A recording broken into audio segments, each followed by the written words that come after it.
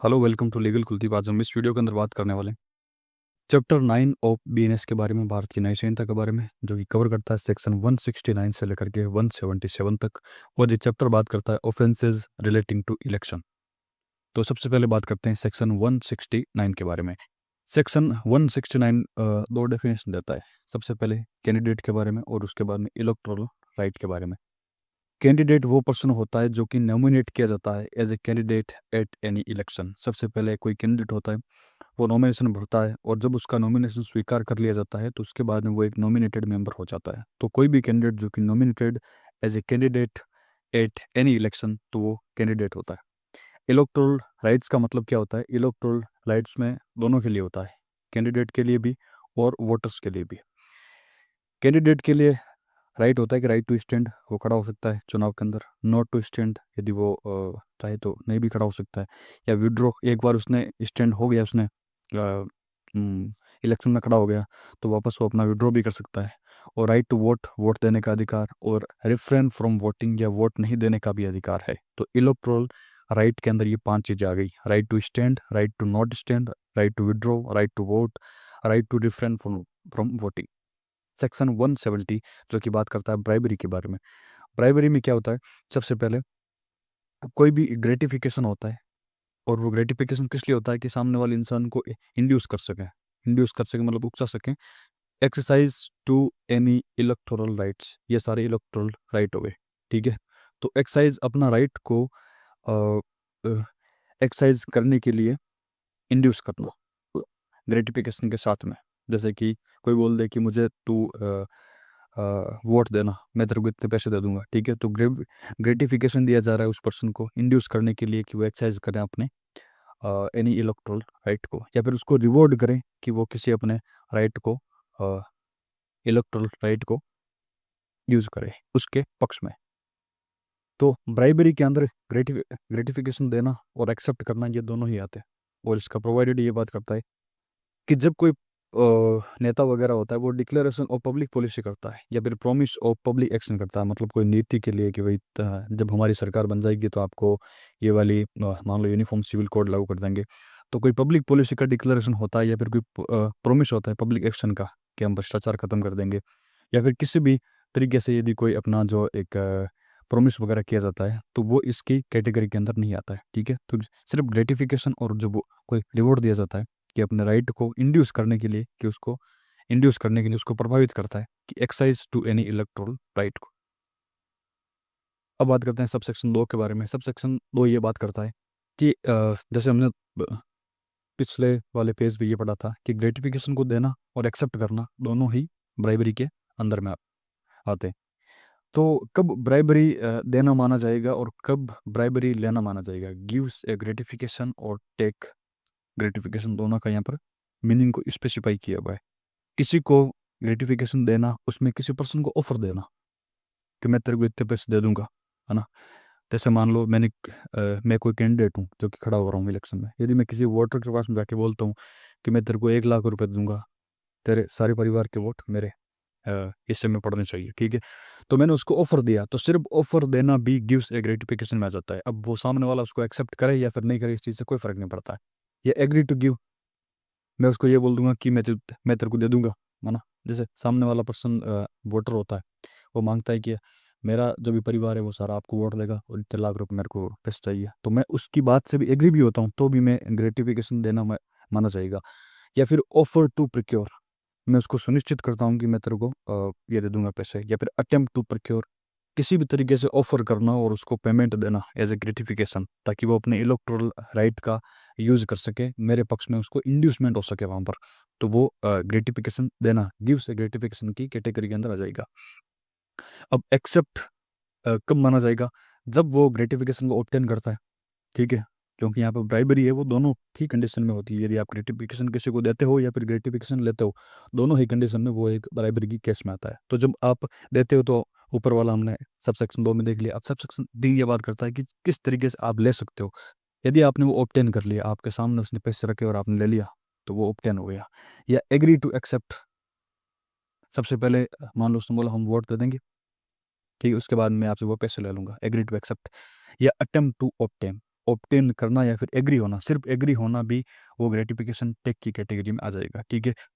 Plus इसमें तो क्या हो रहा है कि आप किसी पर्सन को बोल रहे हो कि मैं ये कर दूंगा और तुम मेरे को इतने पैसे दे दो, ठीक है। तो वहाँ जिस काम के लिए पैसा दिया जा रहा है वो काम यहाँ पर हो रहा है। लेकिन यहाँ पे क्या हो रहा है कि आप एक्सेप्ट ग्रेटिफिकेशन कर रहे हो, लेकिन आपका इंटेंशन है ही नहीं कि आप उसको वोट दोगे, ठीक है। क्योंकि वहाँ पर कौन देखने वाला है कि आप किसको वोट दे रहे हो या फिर किसको वोट नहीं दे रहे हो, ठीक है। तो आपने एक्सेप्ट टू ग्रेटिफिकेशन कर लिया, लेकिन आपका इंटेंशन नहीं है उस पर्सन को वोट देने का, तो भी आप ऐसा आप इस चीज़ का डिफरेंस नहीं ले सकते कि मैंने उससे पैसा लिया था उसको वोट देने के लिए, लेकिन मैंने उसको वोट दिया ही नहीं। तो ये आप डिफेंस नहीं ले सकते हो। मान लो आपने किसी दूसरे पर्सन को भी, आपका इंटेंशन था कि मैं पैसे इससे लूँगा और वोट मैं उसको दे दूंगा, तो भी वो एक्सेप्ट रिवॉर्ड की कैटेगरी में आ जाएगा। अ, तो वो एक्सेप्ट रिवॉर्ड की कैटेगरी में आ जाएगा, ठीक है। और मान लो आपने कोई पैसा किसी को बोल बोल करके ये ले भी लिया है कि मैंने आपको वोट दिया था, ठीक है, अब हमको अपना रिवॉर्ड दो, हमको पैसे दो, तो वो भी इस ग्रेटिफिकेशन लेने की कैटेगरी में आ जाएगा। अब बात करते हैं सेक्शन 171 के बारे में। 171 बात करता है अनड्यू इन्फ्लुएंस ऑफ इलेक्शन के बारे में। तो अनड्यू इन्फ्लुएंस ऑफ इलेक्शन कब होता है? जब कोई पर्सन वॉलेंट्री इंटरफेयर करता है या फिर सिर्फ अटेम्प्ट करता है। यदि वॉलेंट्री इंटरफेयर करता है तो भी, और यदि वो सिर्फ उसका अटेम्प्ट भी करता है तो वो भी एक अनड्यू इन्फ्लुएंस ऑफ इलेक्शन के अंदर आ जाएगा। और वो इंटरफेरेंस किस में हो रहा है? Free exercise of any electoral rights. वो जो 5 इलेक्टोरल राइट थे उसमें कोई भी फ्री एक्सरसाइज ऑफ, क्योंकि यहाँ पे क्या हो रहा है कि फ्री एक्सरसाइज नहीं हो रहा है। ये सेक्शन दो, ये सब सेक्शन जो भी 17 के था ना, ये सेक्शन 170, इसमें एक्सरसाइज तो हो रहा है इलेक्ट्रोल राइट का, लेकिन ये फ्रीली नहीं हो रहा है क्योंकि आपको पैसे वगैरह मिल रहे हैं उसके बेसिस में। तो जब कोई फ्रीली इलेक्टोरल राइट्स का एक्सरसाइज नहीं होता है, उसको इंटरफेयर करता है, तो उसको अनड्यू इन्फ्लुएंस माना जाता है। अब ये तो एक जनरल बात हो गई कि भाई इलेक्टोरल राइट्स का जो फ्रीली एक्सरसाइज करने में कुछ इंटरफेयर करना वो अनड्यू इन्फ्लुएंस होता है। लेकिन अनड्यू इन्फ्लुएंस 1000 तरीके से किया जा सकता है। तो यहाँ पे दो सबसेक्शन 2 में 2 स्पेसिफिक तरीके दे दिए हैं कि इन तरीके से हो सकता है। बाकी इनके अलावा भी तरीके हो सकते हैं, लेकिन मेजरली 2 तरीकों से हो सकता है, इसलिए इनको यहाँ पर मेंशन कर दिया। सबसे पहले थ्रेट करना, या तो कैंडिडेट को या फिर वोटर को या फिर उन पर्सन में जिनमें वो इंटरेस्टेड है, मान लो उसके फैमिली मेम्बर है या फिर उसके दोस्त वगैरह हो गया, with injury of any kind, कोई भी इंजरी देने के लिए। अब इंजरी ऑफ एनी काइंड क्यों लिखा है? क्योंकि इंजरी, जब आप इंजरी की डेफिनेशन पढ़ोगे तब आप फॉर्म पर देखोगे कि बॉडी, माइंड, प्रॉपर्टी और रेपुटेशन पर कोई हार्म होता है तो वो भी एक इंजरी के अंदर आता है, ठीक है। जरूर नहीं कि वो आपकी बॉडी के ऊपर कुछ हो। मान लो आप मेंटल डिस्टर्ब भी हो सकते हो, आपकी प्रॉपर्टी के को नुकसान हो सकता है, या फिर आपके रेपुटेशन का भी नुकसान हो सकता है, ठीक है। तो एनी काइंड ऑफ इंजरी का जब आप उसको थ्रेट करते हो, आप भले कैंडिडेट को करो, चाहे भले वोटर करो या फिर इंटरेस्टेड पर्सन को करो, तो वो एक एंड इन्फ्लुएंस ऑफ इलेक्शन में आ जाता है। या फिर किसी भी इंसान को आप डराते हो कि आपके ऊपर डिवाइन डिस्प्लेजर होगा। कोई मान लो ऐसा बोल देगा कि मैं तो शिव जी का अवतार हूँ, और हिंदू धर्म को या फिर मुस्लिम धर्म को या फिर कोई सा भी धर्म का वगैरह सारा लेकर के वो बोल सकता है कि यदि आपने मेरे को वोट नहीं दिया तो इस भगवान का आपको श्राप लग जाएगा ना, आपको स्पिरिचुअल सेंसर लग जाएगी, श्राप लग जाएगा। या फिर वो डिवाइन डिस्प्लेजर के मैं तो भगवान का अवतार हूँ और ये सब काम करने के लिए मैं यहाँ पर आया हूँ, तो उनको लोगों को भगवान का नाम लेकर उनको डराना, तो वो भी एक अंडी इन्फ्लुएंस की कैटेगरी में आ जाएगा, ठीक है। अब वो सेम चीज़ जो 17 ये जो इसमें थी 170 में कि भाई डिक्लेरेशन ऑफ पब्लिक पॉलिसी या फिर पब्लिक एक्शन, ये कोई ऑफेंस नहीं होता है। इसी तरीके से यदि कोई डिक्लेरेशन ऑफ पब्लिक पॉलिसी करता है या प्रॉमिस करता है पब्लिक एक्शन का, तो वो अनड्यू इन्फ्लुएंस की कैटेगरी के अंदर में नहीं आएगा। और यदि कोई पर्सन अपनी एक्सरसाइज करा अपनी कोई लीगल राइट का, मान लो कोई कैंडिडेट है, ठीक है, तो वो तो उसके वोटर उससे चाह रहे हैं कि उसकी जो भी हिस्ट्री है ना, उस केस के बारे में या फिर जितने भी उसके ऊपर केस लगे हैं या फिर जो भी वो प्रॉपर्टी वगैरह डिस्क्लोज करे, यदि वो नहीं बताएगा, ठीक है, तो वो उसको वोट नहीं देंगे या फिर वो उसके बारे में जानना चाह रहे हैं, तो उन लोगों ने हड़ताल वगैरह कुछ कर दे, ठीक है। तो वो अपना लीगल राइट का एक्सरसाइज कर रहे हैं, ठीक है। तो वहाँ पर किसी भी तरह का थ्रेट वगैरह नहीं है। जब वो अपना लीगल राइट का एक्सरसाइज कर रहे हैं तो वो कैंडिडेट ये नहीं बोल सकते कि ये मेरे को थ्रेट दे रहे हैं, ठीक है, या फिर किसी भी तरह की इंजरी दे रहे हैं, मान लो मेरे को मेंटल ट्रॉमा दे रहे हैं या फिर मेरे रेपुटेशन को ख़राब कर रहे हैं, ठीक है। वो सिर्फ अपना लीगल राइट को एक्सरसाइज कर रहे हैं, ठीक है। तो वो ऑफेंसिव कैटेगरी में नहीं आएगा। और विदाउट इंटेंशन ऑफ इंटरफेरेंस, यदि विदाउट इंटेंशन ऑफ इंटरफेरेंस से कोई भी declaration of public policy, promise of public action या फिर एक्सरसाइज किया जाता है लीगल राइट का, तो हम उसको अनड्यू इन्फ्लुएंस नहीं मानेंगे। अब बात करते हैं सेक्शन नंबर 172 के बारे में। सेक्शन 172 ये बात करता है पर्सोनेशन एट इलेक्शन, मतलब दूसरे का रूप लेकर के आप वोट करना, या फिर ये सिर्फ वोटर के लिए होता है, ठीक है, वोट करना, तो उसको 172 में रखा गया है, ठीक है। तो apply for voting paper, apply for voting paper, वो वोटिंग पेपर के लिए अप्लाई करना किसी दूसरे के नाम से, अब वो जिंदा हो चाहे भले मर गया हो, इस चीज़ से कोई फर्क नहीं पड़ता, या फिर आप कोई किसी ऐसे ही मतलब मनगढ़ंत नाम से कोई वोटिंग पेपर के लिए अप्लाई कर रहे हो, या फिर हैविंग वोटेड वंस, एक बार उसने वोट दे दिया और उसके बाद में वो सेम इलेक्शन के अंदर वापस अपने नाम के लिए अप्लाई करता है, ठीक है।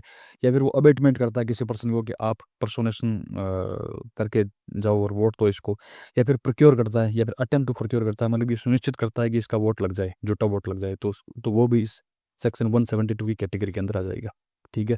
पर यहाँ पर प्रॉक्सी वोटर को अलाउड दिया गया है यदि वो ऑथोराइज है। तो प्रॉक्सी वोटर में क्या होता है, कोई पर्सन होता है, मान लो वो कोई ड्यूटी वगैरह पे, या फिर वो फॉरेन में है, या फिर कोई बीमारी से वो वोट देने नहीं आ सकता है, तो उसके बिहार पर किसी और पर्सन को ऑथराइज किया जा सकता है, ठीक है। तो उसमें कलेक्टर वगैरह होते हैं, तो वो उसको अलाउ करते हैं, और उसमें क्या होता है, एक रूल वगैरह बना होते हैं ये इलेक्शन से रिलेटेड, तो उसका फॉर्म नंबर 32 होता है। तो उस फॉर्म नंबर 32 को भर करके जिस पर्सन को आप प्रॉक्सी अपॉइंट करना चाह रहे हैं उसके पास ही भेजते हैं, और वो मजिस्ट्रेट के सामने साइन करता है, तो आपको अलाउड किया जाता है, ठीक है। तो यदि कोई प्रॉक्सी वोटर है वो ऐसा कर सकता है, वो अलाउड है। बाकी कोई भी किसी भी तरीके से अदर के नाम से, लिविंग डेड या कोई फिक्सिस नाम से यदि वो देता है, या फिर एक बार उसने वोट दे दिया और फिर से वो वोट दे रहा है, तो वो 172 के अंदर लाइबल होगा। अब ये तो पूरा हो गया कि ब्राइबरी क्या होती है, अनड्यू इन्फ्लुएंस क्या होता है, पर्सोनेशन क्या होता है। अब इनकी पनिशमेंट के बारे में यहाँ पे दे रखा है। सबसे पहले कोई ब्राइबरी करता है तो उसकी पनिशमेंट दे रखी है 1 साल तक की, या फाइन, या फिर दोनों, ठीक है। यदि कोई पर्सन ट्रीटिंग करता है तो उसके लिए सिर्फ फाइन है। ट्रीटिंग में क्या होता है, जैसे इलेक्शन में बहुत कॉमन प्रैक्टिस होती है ये, किसी को ग्रेटिफिकेशन दिया जा रहा है किसी फूड के द्वारा, है ना, खाना खिला दिया, या फिर ड्रिंक को दारू वारू पिलवा दिया, या फिर कोई इंटरटेनमेंट उन सबको फिल्म वगैरह दिखा दी, या कोई प्रोविजन, कोई रसद वगैरह, कोई जो किराना की सामग्री वगैरह होती है वो उनके घर पे पहुंचा दी, ठीक है। तो ये होता है तो ये होता है ट्रीटी, फूड ड्रिंक एंटरटेनमेंट या प्रोविजन। तो यदि इसके लिए कोई पर्सन लाइबल है तो वो सिर्फ फाइन के लिए लाइबल होगा, और इसके अलावा जो भी वो ग्रेटिफिकेशन देता है उसके लिए ये पनिशमेंट दे रखी है, 1 साल, फाइन और बहुत। सेक्शन 174 ये बोलता है कि यदि कोई पर्सन अनडू इन्फ्लुएंस करता है या फिर कोई पर्सोनेशन करता है, 172 या फिर 171 में कोई ऑफेंस करता है, तो उस कंडीशन में उसके इम्प्रिजनमेंट 1 साल या फिर फाइन या फिर दोनों दे रखे। सेक्शन 175 ये बात करता है कि जब कोई पर्सन फॉल्स स्टेटमेंट करता है in in in connection with an election, और उसका इंटेंशन है कि इस कारण से कोई रिजल्ट वगैरह इलेक्शन का वो अफेक्ट होगा, और वो जानता है कि जो मैं स्टेटमेंट मेड कर रहा हूँ वो फॉल्स है, और वो उसके सामने वाले कैंडिडेट के in relation to personal character या फिर कंडक्ट के बारे में होता है, ठीक है। मान लो किसी के साथ में किसी का रिलेशन बता दिया, या फिर उसके पर्सनल कैरेक्टर के ऊपर या फिर पर्सनल कंडक्ट के ऊपर कोई भी ऐसा स्टेटमेंट मेड करना जो उसको पता है कि फॉल्स है, और जिस कारण से उसको पता है कि इलेक्शन का रिजल्ट है वो अफेक्ट हो सकता है, उसके बाद में भी वो करता है, तो वो इस सेक्शन में लाइबल होगा और उसके लिए फाइन लग सकता है। अब ये फाइन कितना होगा ये कोर्ट डिसाइड करेगा। सेक्शन 176 ये बात करता है कि जब कोई इलीगल पेमेंट करता है इन कनेक्शन विद एन इलेक्शन, मान लो कोई कैंडिडेट है, ठीक है, अब उसका पता नहीं है वो इलेक्शन में खड़ा है या फिर नहीं है, या फिर उसने ऑथराइज नहीं करा, ठीक है, विदाउट जनरल और स्पेशल ऑथराइजेशन इन राइटिंग, कोई भी एक्सपेंस होता है उसके नाम से, ठीक है, पब भले वो पब्लिक मीटिंग के लिए हो, या फिर कोई एडवर्टाइजमेंट के लिए हो, या फिर कोई सर्कुलर के लिए हो, या फिर कोई पब्लिकेशन के लिए हो, ठीक है। क्यों हो रहा है ये सब, उसको प्रमोट करने के लिए कि ये हमारी तरफ से इलेक्शन लड़ रहा है, ठीक है, या फिर प्रोक्योर करने, या फिर ये सुनिश्चित करने के लिए कि ये हमारी तरफ से इलेक्शन लड़ रहा है, ठीक है, ये सब करने के लिए कोई पैसा वगैरह खर्च हो रहा है, ठीक है। पर उसकी वहाँ पर कोई भी जनरल और स्पेशल वहाँ पर ऑथोराइजेशन नहीं है। मान लो किसी और पर्सन का भी नाम जोड़ा जा सकता है, मान लो कोई फेमस पर्सनैलिटी है ना, उससे बिना परमिशन लिए एक पर्टिकुलर जो कैंडिडेट एक वो पार्टी वगैरह है उसका प्रचार करना शुरू कर देती है, ये वाली कि ये वाला पर्टिकुलर कैंडिडेट है वो हमारी तरफ से चुनाव लड़ेगा, ठीक है। तो इलीगल पेमेंट होता है कि उसको प्रमोट करने के लिए या कोई प्रोक्योर करने के लिए इलेक्शन के लिए, तो वो एक पनिशेबल ऑफेंस होता है, और उसकी पनिशमेंट दे रखी है फाइन, जो कि 10,000 रुपये तक का है। अब इसमें एक और चीज़ है, इसमें यह दे रखा है कि यदि वो एक्सपेंस 10 रुपये से कम का हुआ, आपने भले ही जनरल और स्पेशल कोई ऑथराइजेशन के बिना वो आपने खर्च कर दिया, लेकिन 10 दिन के अंदर अंदर यदि आपने उस कैंडिडेट से यदि ऑथराइजेशन ले लिया, तो फिर आप इस सेक्शन के अंदर लाइबल नहीं होंगे, ठीक है।